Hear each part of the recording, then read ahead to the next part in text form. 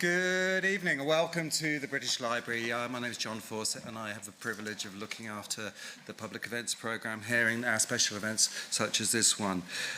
So whether you're here in person or watching around the world, we welcome you to this evening's PEN Pinter Prize 2025.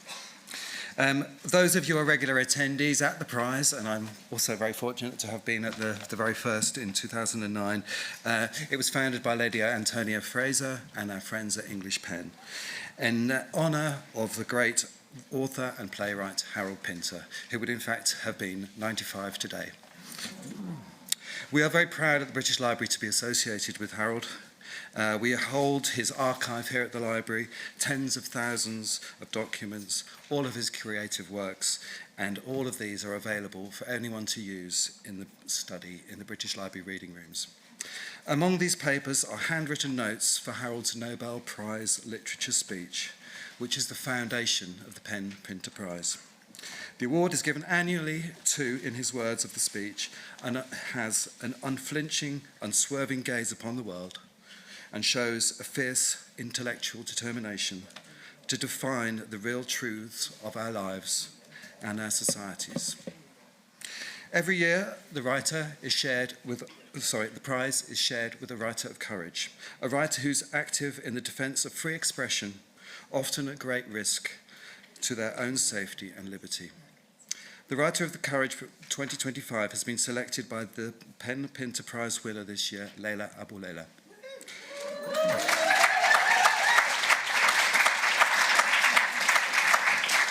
And Leila will announce her co-winner shortly. First, I would like to introduce to the stage Daniel Gorman, the director of English PEN, to say a few words.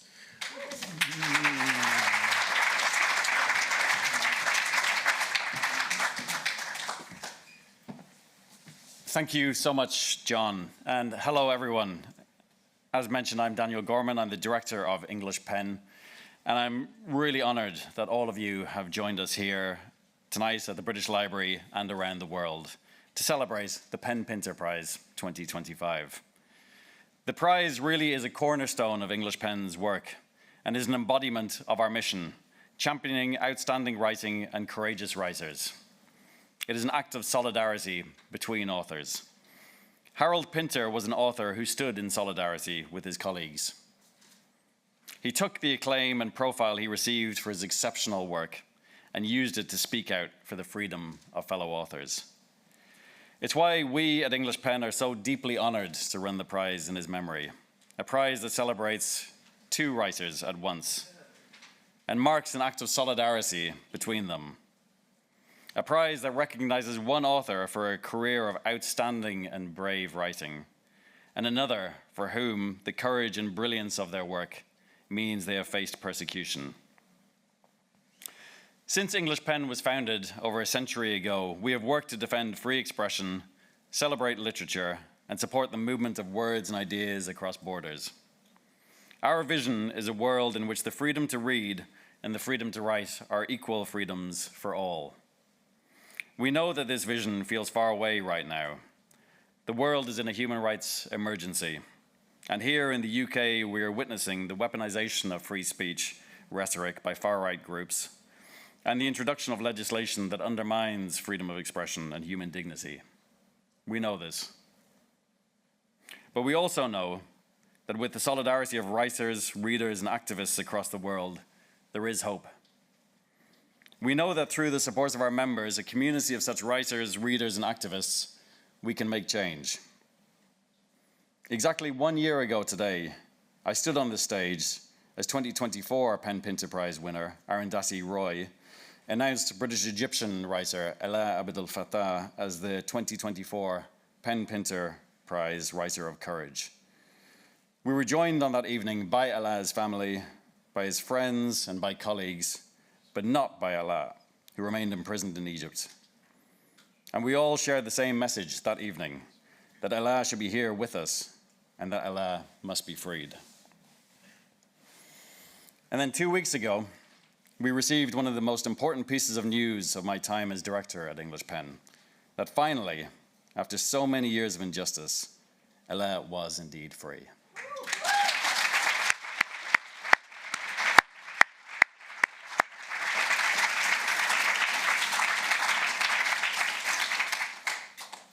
And seeing photos of him reunited with his family was a reminder of what becomes possible when we, all of us, work together and when we refuse to give up. And I want to thank everyone who has campaigned tirelessly over the last decade to secure Alaa's freedom. In particular, our members, the backbone of our work, the people who give voice to our calls for justice. So if you're not a member, please think about joining us and join in our work to ensure that those who have not yet secured freedom, as Alaa now finally has, are able to regain their liberty. And we are so honored that this year's PEN Pinter Prize winner is Leila Aboulela.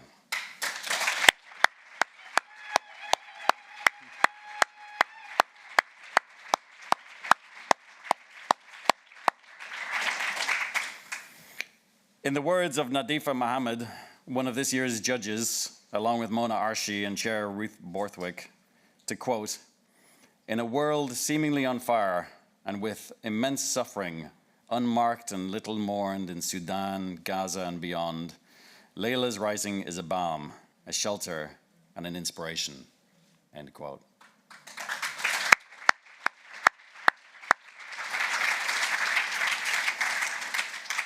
Shortly, Leila will deliver an address and announce the 2025 Writer of Courage, with whom she has chosen to share the prize.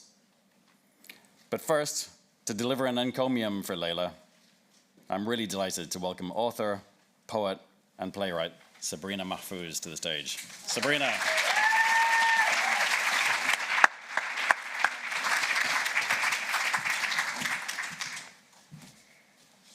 Hello, thank you to English PEN for having me here and for the depth of their work over the many years. They've been fighting tirelessly for the rights, freedoms, and therefore lives of writers.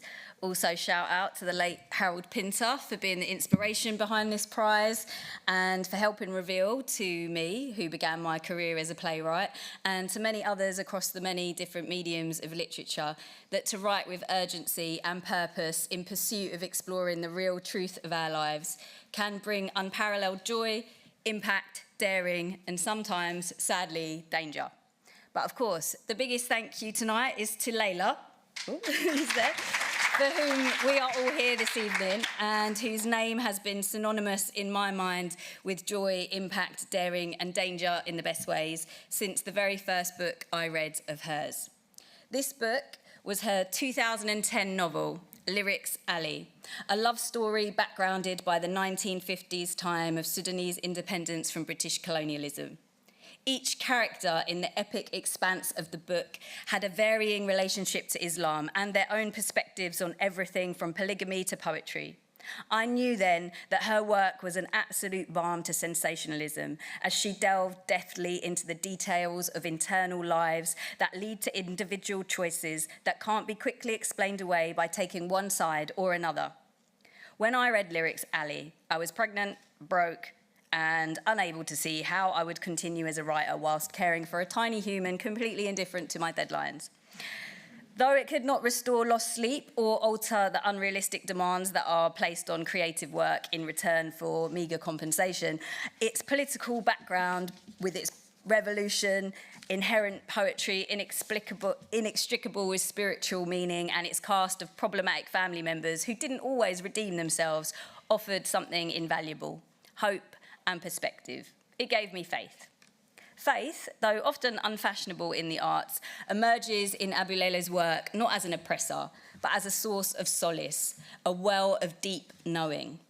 It is from this well that logic can be drawn to guide her characters' hardest decisions, rather than serving only as a tool for irrational or violent acts, as faith has so often been used in contemporary literature. For Aboulela, faith and storytelling seem inseparable, evident not only in her characters, but also in her use of spiritual journeys as structures, such as the Sufi Seven Valleys pilgrimage-inspired journey in her beautiful novel, Bird Summons.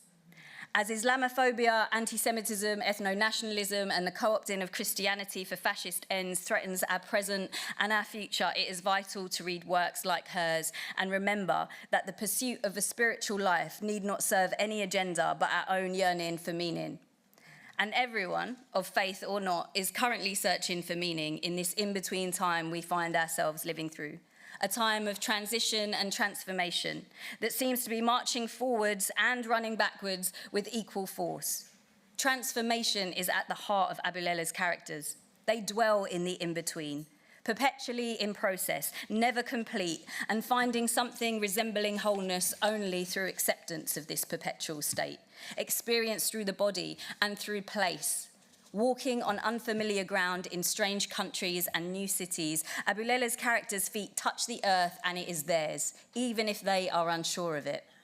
Whether through the plains of Russia, the heaths of Scotland, or the alleys of Khartoum that they walk through in her PEN Prize-winning novel, The Kindness of Enemies, or on the shores and in the living rooms of Algiers, where her characters renegotiate their steps with one another in her subversive play, The Insider, Aboulela reminds us that no matter where we find ourselves, we are all simultaneously visitors and locals, with the same earth beneath our feet, from Gaza to Glasgow. In these tumultuous times, such acceptance and awareness is essential for survival. Stability, assurance, and solidity now feel oddly nostalgic. Perhaps they were always illusions, but either way, they are now certainly shattered, even for those who had the luxury to believe in them. Yet, as Aboulela's characters show us, we can thrive in the unfixed, in the in-between. This is where work can be done, where transformation occurs, where it can be easier than ever to find the people who know the future can be reshaped whilst it is in flux, and where those who greet uncertainty with curiosity and openness rather than anger and violence towards the most vulnerable will guide us to a better place. And for now, that better place may exist only in literature and in imagination. A world where genocide, the systematic slaughter of human beings of all ages, talents and types is neither used, endorsed, nor enabled for any reason, least of all for land and resource deals benefiting those already overflowing with wealth. A future where tomorrow means more than short-term profit margins, a time when our descendants can enjoy their fleeting presence on Earth without suffocation or fear of being swept away by wind, water, bombs. A place where states are not mere banks for corporations to withdraw public money from, but act genuinely for the public good, refusing to gaslight those who have contributed most or persecute those who have the least. But until then, Leila Aboulela's literature lets us hold on to the possibility of transformation, the solace of faith, and the power of storytelling to imagine a future which we can shape if we take a step. So Leila, thank you for all your steps.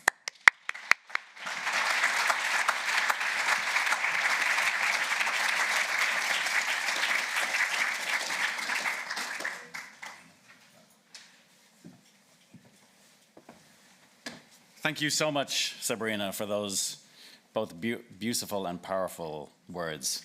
And now, before we welcome Leila to the stage to deliver her address, it's my pleasure to invite you, Leila, to come over and to stand next to Lady Antonia Fraser, who is with us tonight, who will, as tradition goes, present her with the 2025 prize.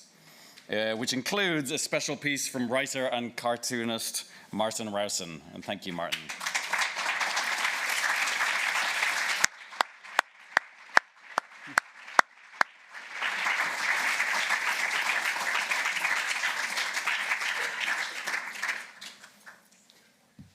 Today would have been Harold's 95th birthday, and I just wish he was here to celebrate with all of us, and especially with my new friend, Leila, because Leila, I knew that from her work that she was romantic and intelligent. I didn't realize she was beautiful. And now I've discovered it. Anyway, I want to say that PEN meant a great deal to Harold, and he would be absolutely honored to have a prize in his name. He went on wonderful trips in the name of PEN, like to Turkey with Arthur Miller, that sort of thing. And it was very, very dear to him.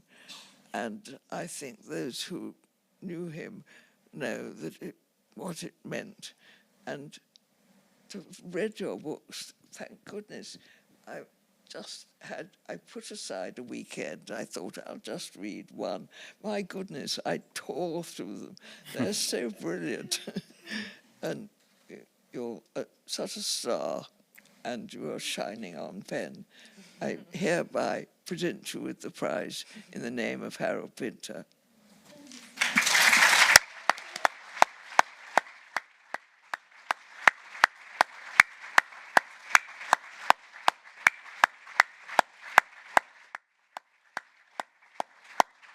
Thank you so much, Antonia, and it's so meaningful to us, to all of us, that you are here with us tonight. We are honored to give this award in Harold's name. And please join me in welcoming to the stage 2025 PEN Pinter winner, Leila Aboulela.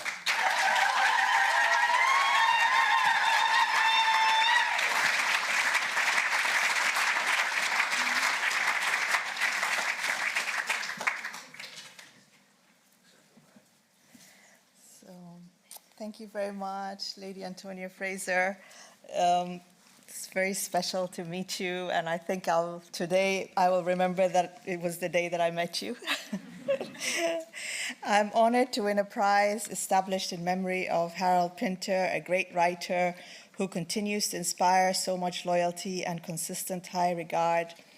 I'm grateful to the PEN Prize judges, the chair of English PEN, Ruth Borthwick, poet and author Mona Arshi, and novelist Nadifa Mohamed. Thank you to Margaret Busby, the president of English PEN, Daniel Gorman, director of English PEN, and all those who are responsible for me standing here today. Lately, I've been watching on social media attempts to fix the damage that the war had inflicted on Khartoum, where I grew up. I watched student volunteers cleaning up rubble in devastated hospitals, schools, and universities. In the subdued marketplace, bananas are piled up for sale. 50 years ago, I was with my father when he bought bananas from this very same market, and I remember the seller bragging that they were as sweet as custard. Bookshops have reopened, and I follow a little girl in neat, tight braids hurrying along on her first day of school. But the war is not over. The city is still almost deserted, and the fighting continues. For over 2 years, the war in Sudan has caused immense suffering and death, massive numbers displaced and maimed. There is famine and disease. War is so humiliating. How we react when a loaded gun is pointed at us. How terrified we are when the bombs drop, afraid to shower, afraid to leave the house, too shaken to make sound decisions. How mean and small war makes us. All the shameful things we say and do to save ourselves, and then the shattered dreams, the disrupted livelihoods, the shrunken futures. Peace is infinitely better than war, but history teaches us that wars are inevitable and conflict is part of life. It is also true that Sudan, because of its diversity and sprawl, has always been an administrative challenge. But there are ethics in war, laws and ancient conventions, to protect the weak and the elderly, to safeguard places of worship and crops, and these laws have been broken time and again. Hospitals bombed, children targeted, civilians intimidated and robbed, women raped and made homeless. Who is accountable for these war crimes? Who will be punished for the genocides in Sudan and Gaza? Who has the authority to do this? Young people are now marching for justice, justice for Palestine and Sudan. Without justice, the balance of the world is undone. Justice is the gravity keeping us upright as humans. I'm in awe of all those who are striving for justice, the Palestinian journalists who have already died and those who continue risking their lives and being killed reporting on the genocide in Gaza. They're reporting in the most difficult circumstances, upholding high professional standards in extreme conditions. Their work is so valuable not only because they're exposing with urgency what is happening now, but also because they are bearing witness and providing primary sources for the historical record. There are also Sudanese writers who remained in Sudan during the war, choosing not to flee so as to protect their personal libraries. This is so moving and courageous. The memoirs of these writers will be a vital testimony to what life was like in Sudan during the war. When I was a student at Khartoum University in the 1980s, my parents didn't allow me to join student protests. We were living under a military dictatorship, so it is a shock now to see all the arrests taking place in democratic Britain. I expect that British parents will start to warn their children against activism. There was recently an article in The Observer about the hunger strike carried out by the 29-year-old Palestine activist Chota Hoxha. She's one of 24 prisoners who are being held on remand in relation to a raid on an Elbit Systems factory in Filton.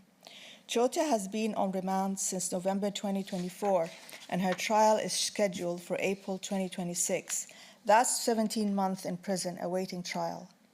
I am mentioning her because 2 years ago I had a long telephone chat with her about her writing. A dear mutual friend had asked me if I would spare some time to help an aspiring writer. Chota sent me a sample of her work entitled Gods and Podcasts. I could tell that she had talent and that her outlook was quirky and engaging. On a WhatsApp message, she wrote saying, "I've had small interest from some agents, so don't want to let that boat pass, but I'm a big procrastinator." I lost touch with Chota after that, and I don't know if she's writing while she's in prison. I hope that she is. It was a big surprise for me to win the Pinter Prize, a prize associated with freedom of expression. This phrase is unfortunately linked in my mind with hurtful insults towards Islam and Muslims. Long before the word Islamophobia came into use, Edward Said noted that malicious generalizations about Islam have become the last acceptable form of denigration of foreign culture in the West.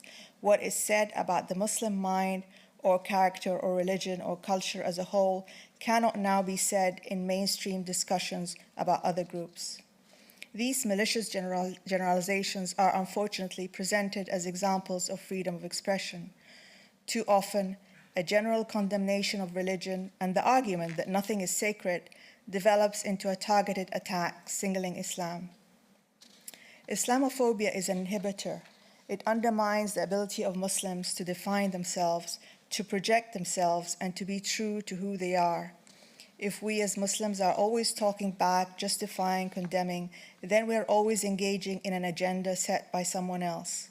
If we are putting our energies into challenging stereotypes and proving our humanity, we cannot take the initiative. Islamophobia poses as a mirror that reflects the truth about Muslims, but it is inaccurate. In Harold Pinter's words, when we look into a mirror, we think the image that confronts us is accurate, but move a millimeter and the image changes. We're actually looking at a never-ending range of reflections. The never-ending range of reflections that anti-Muslim prejudice generates are distortions. They're not the truth. As a result, young Muslims in Britain grow up ashamed of being Muslim. They try to hide and they try to melt in before coming to the realization, or perhaps not, that Islam is a treasure for them to inherit. Islam is the ever-living substance that their immigrant parents carried with them when they entered Britain. Islamophobia is the enemy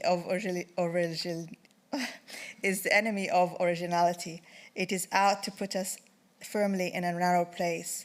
An example of such narrowing is how Islam is seen as a religion that is specific to a particular race or races, while identifying Christianity as a world religion. This is in complete contrast to how Islam sees itself as a universal religion for all people, with a sacred text, the Quran, which is a continuation of the revelations in the Torah and the Gospels. And Islam is not only about people. The Creator we worship is also worshipped by celestial bodies, living organisms, and animals. Fortunately, I have found that fiction can open conversations rather than shut them down. I have found that by writing novels, I could invite readers to a more nuanced understanding of Islam and the religious experience. This centering of Islam in my writing was criticized by some as challenging and likely to offend the sensibilities of its intended secular audience. The assumption here is that a post-Christian secular literature should also apply to other faith communities and other religions. If the English literary novel has a trajectory from Christian to secular, then this is expected to apply to all other religions. Literature in English is not only Eurocentric, but also Christian-centric, even though writers and readers regard it as secular or humanist.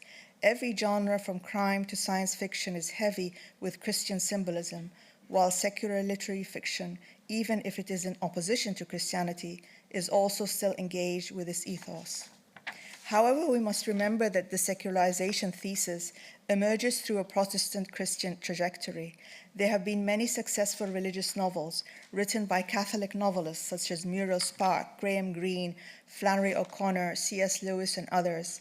The literary canon would be so much poorer without Memento Mori, The End of the Affair, The Bridge of St. Louis Ray, and The Chronicles of Narnia. Recently, the work of Marilyn Robinson, though she's not a Catholic, is also a striking example. The waning of religious faith in Europe and North America cannot be assumed to be identical in other parts of the world and within immigrant minorities in the West. Religious practice and affiliation in the global South is higher in comparison to the secular global North. Diversity in publishing still hasn't fully taken faith into account. A more diverse literary culture would include Hinduism, Buddhism, and indigenous African religions and cosmologies. The novel with religious belief at its core might be fading in the secular North, but it will go, as a New York Times article says, where belief itself has gone.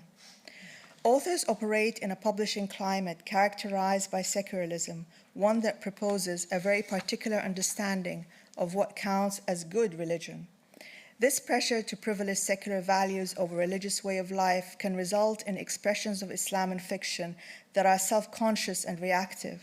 The creativity needed to write plots, characters, and situations that are influenced by Muslim sensibility can often be stifled or sidelined by the loud glare of headlines that speak of large-scale violence and political agendas. The intimate concerns and lives of Muslim fiction characters can then seem only relevant if they are attached to the larger popular narrative. The challenge I face writing novels animated by religious belief and intended for the secular marketplace is best articulated by Flannery O'Connor. She says, "The problem with the novelist who wishes to write about a man's encounter with God is how he or she shall make the experience, which is both natural and supernatural, understandable and credible to their reader." How indeed. My intention, too, has always been to soak my work unapologetically in Islamic values and the Sharia. To get away with this was to push against the boundaries of the secular literary market. Because of this, today's recognition feels truly significant. It brings expansion and depth to the meaning of freedom of expression and whose stories get heard. I'm grateful to my publishers and to my readers and my agent who's here today. I hope that readers, with or without faith, Muslims or not, will be able to find something in my work of benefit. The PEN Pinter Prize is shared with an international writer of courage, a writer who is active in defense of freedom of expression, often at great risk to their own safety and liberty. It has been truly heartening to see the release of last year's winner, Ala Abdel Fattah. Congratulations to Ala and to his inspiring family. It's a pleasure to share my prize today with a writer I have admired and read avidly over the years. She is a principled writer and a fearless activist who has endured hate speech and physical threats. She is a wonderful, enriching writer who has already broken new ground in African literature in terms of language and representations of the collective family life. Reading her work has opened my eyes to the injustices and consequences of war in Sudan. About the war, she has recently said, "As a writer, I have been and remain consumed by this blood-soaked history. I could never escape seeing the war's sweeping panorama, which I describe as a map of violence in motion, claiming new territories which each turn. It is my honor to announce that the PEN Pinter Prize International Writer of Courage 2025 is Stella Gaitano."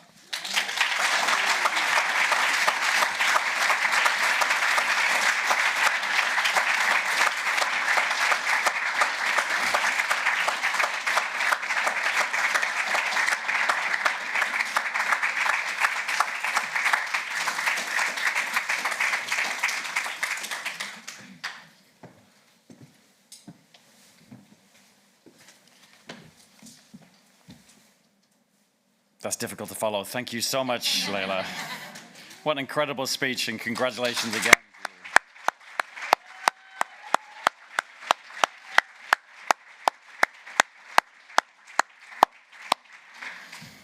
And Leila, in the context of this current political and cultural moment, your message feels so crucial. So thank you again for the words that you've said, and thank you for all the work that you do. And thank you for sharing the prize with Stella Gaitano, this year's Writer of Courage.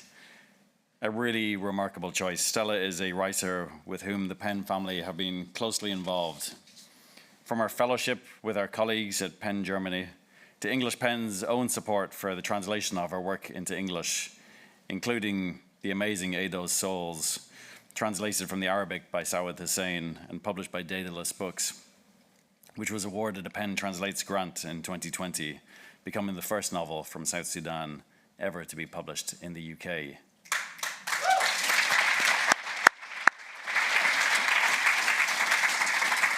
And that's something I think we can be both proud of and disappointed in. I mean, it's clearly a huge gap, as you said so clearly. But it's wonderful to have her celebrated and her work to be celebrated, and her work both on and off the page to be celebrated along with you. And sadly, Stella is not able to join us in London tonight, but we are honored that she has sent words to share with you. And to share those words, I in turn am honored to invite the president of English PEN, the writer and publisher extraordinaire, Margaret Busby, to the stage.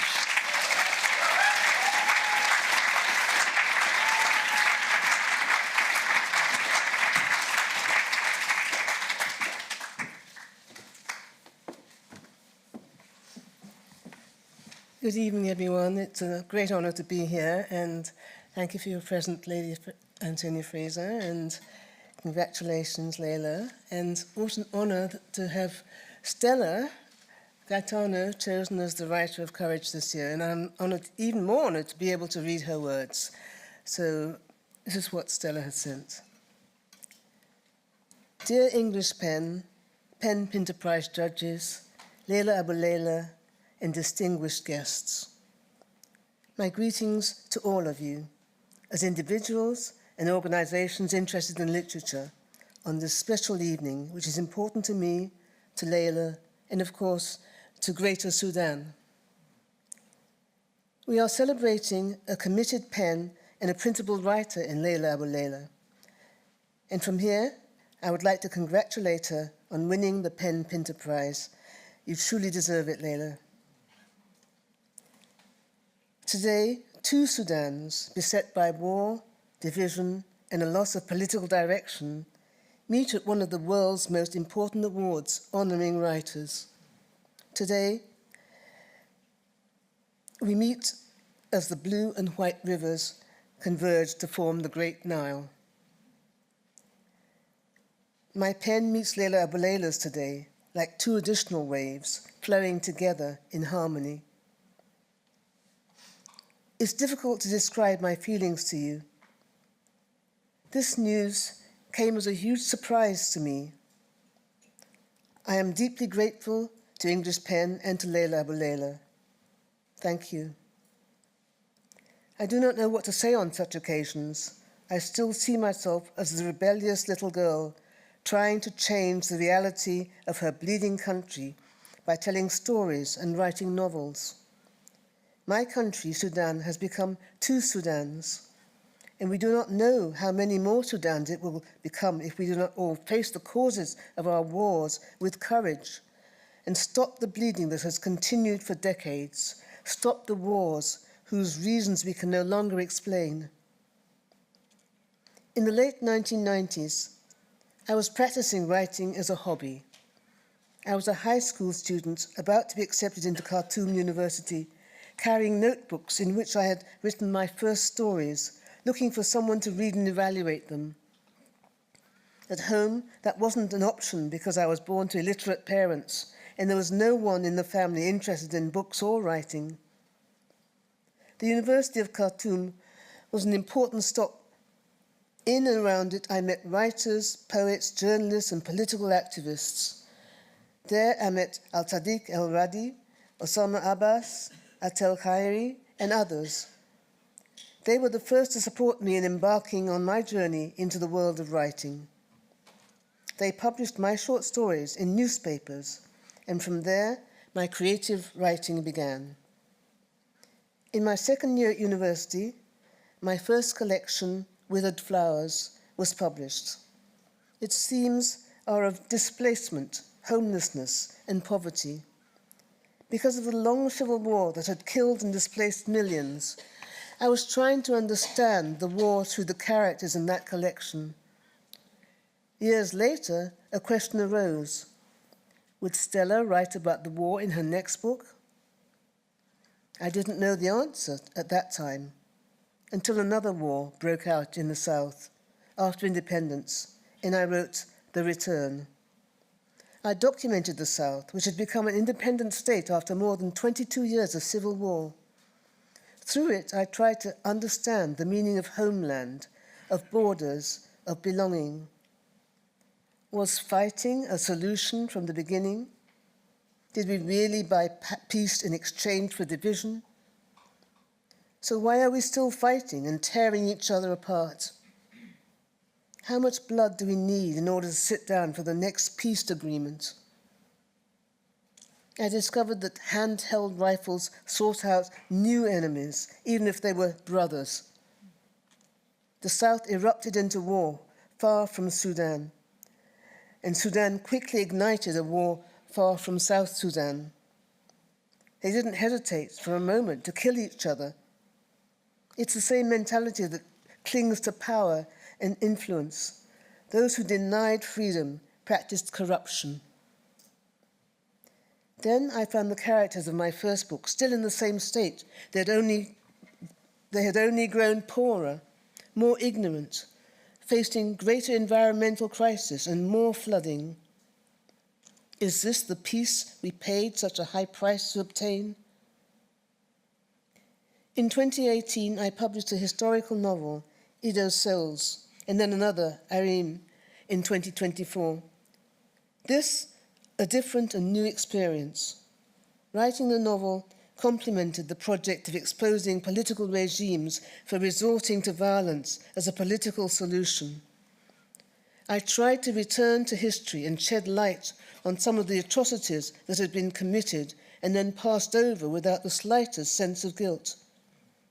Perhaps the idea of exploring the past came from the beliefs of my people in the east of South Sudan. They believe that unresolved problems of the past will cast their shadows and curses on the present and future unless we acknowledge and reconcile them. Resolving them is as essential as life itself, and for every individual to live in peace. This was my motivation in writing a historical novel and reopening all those old wounds that perpetrators had managed to hide so well. I was writing, afraid that some might misunderstand what I had written, and that I would be classified among those who incite conflict and hatred. But I said to myself, we hate and kill each other anyway.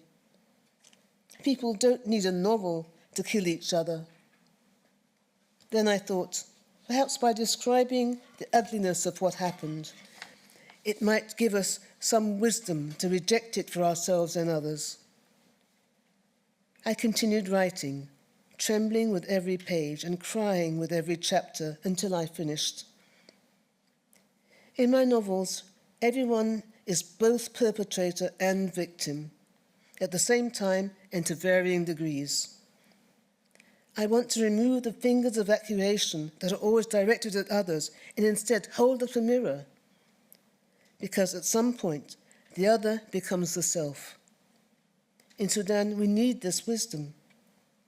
The moment we recognize our own evil and the extent of the destruction we can cause to our homeland and our people, when we reach this wisdom, no one can manipulate us or put their own interests above ours as citizens who have land and resources and the will to change so that we can live a life of peace, development, and cooperation among ourselves will prevail. As an African woman hoping to live in peace and protect her children from the shadows and curses of the past, so they too can live a peaceful life, I have returned to the wisdom of my people. We must acknowledge what happened in the past, because it's the reason for what's happening now. Through my writings, I also call on all Sudanese to confront the past. It's not easy to confront the past. It requires courage to step out of the victim role and admit that I too contributed to the destruction in some way, even through silence. All of us as Sudanese need this courage during these difficult times, when war is consuming Sudan and peace in South Sudan is barely holding. It's as if these are not peace agreements, but just brief periods to prepare for new wars. Arming is at the expense of building schools, hospitals, and roads. Tribal polarization is growing at the expense of unity, coexistence, and peace. This is the behavior of our leaders. I reject all of this because we deserve better than this fate. Through my stories, I also call on everyone to reject what is happening, because we all deserve better than this violence. I had been reflecting on these matters when the news of the award from English PEN arrived. It's hard to describe how I feel. It is, of course, a great honor for me that Leila Aboulela has chosen me to share this award with her. Our great writer, Leila Aboulela. It may seem like good news, but when I think about the fact that I might not have been here to witness it, tears come to my eyes. This is not only an award for courage, but also one for survival. I dedicate it to the brave Sudanese and South Sudanese writers who continue to write during wartime in the absence of freedom of expression. I dedicate it to all the persecuted writers of the world whose words have led them to prison, exile, or death. Telling the truth can risk such threats, but it can also shake the authority that refuses to accept it, grant light and freedom, and promise a better tomorrow. An act with such power is worth the risk. As Harold Pinter said many years ago, our pens will remain unflinching and unwavering for a better future for coming generations. Thank you very much.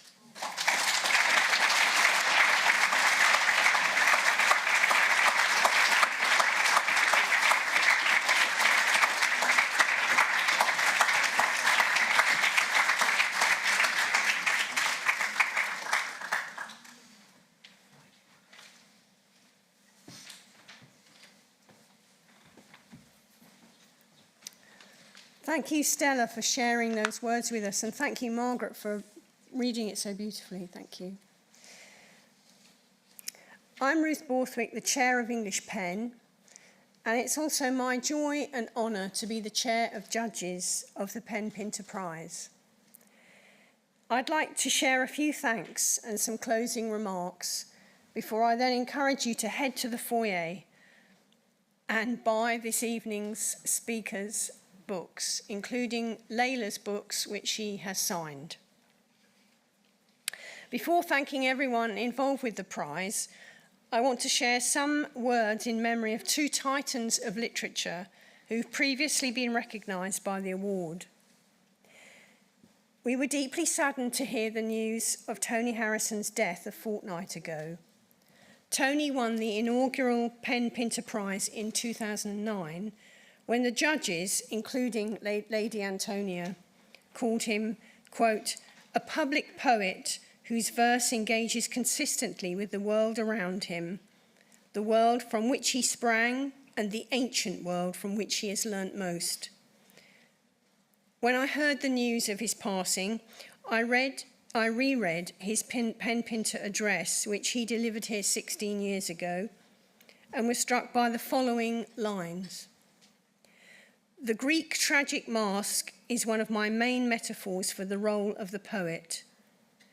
The eyes of the tragic mask are always open to witness even the worst, and the mouth is always open to make poetry from it.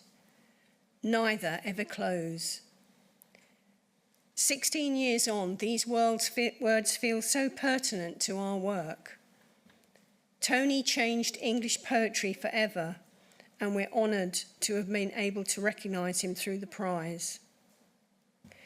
At the start of the year, we also heard of the tragic news of Michael Longley's death when he was awarded the 2017 PEN Pinter Prize for what Chair of Judges Don Patterson called, quote, his effortlessly lyric and fluent poetry, wholly suffused with the qualities of humanity, humility, and compassion, never shying away from moral complexity. Michael delivered an address entitled Songs for Dead Children on the poetry of Northern Ireland's Troubles. Speaking about his and his contemporaries' work during the Troubles, he said, "We believed that poetry, the opposite of propaganda, should encourage people to think and feel for themselves. It should appeal to their generous instinct." This spirit of generosity animated both Michael and his work. When I saw him in Belfast in December at the inaugural PEN Prize, his final act for PEN was to inscribe a copy of his collected poems with a message for Mahfouz Sabet, the Iranian poet with whom he shared the 2017 prize, and for whom English PEN continues to campaign. We have that book in the PEN offices kept safely for when Mahfouz is finally free. And through it, Michael's lifetime of solidarity lives on. The PEN Pinter Prize is marked by generosity and care, and I would like to give my thanks to those people who have given so much to this year's prize. To my fellow judges, Nadifa Mohamed and Mona Arshi, for their care, dedication and insight. To the British Library, our wonderful hosts and stalwart partners. To the inimitable Martin Rosen for another unique cartoon in this growing series. To Lady Antonia Fraser, the beating heart and unstinting champion of the PEN Pinter Prize. To Ruth Maxted for her steadfast support for the prize. To Faber, our wonderful sponsors and partners. To our core funders, Arts Council England, the T.S. Eliot Foundation, the Hawthornden Foundation, as well as PEN patrons and silver partners. And to the brilliant English PEN team for all their dedication and work on the prize. To everyone here, both in this room and online, for joining us this evening. To Sabrina Mahfouz for her powerful Encomium. And to the extraordinary Stella Gaitano, the 2025 Writer of Courage. And finally, to Leila Aboulela, the 2025 PEN Pinter Prize winner. Thank you.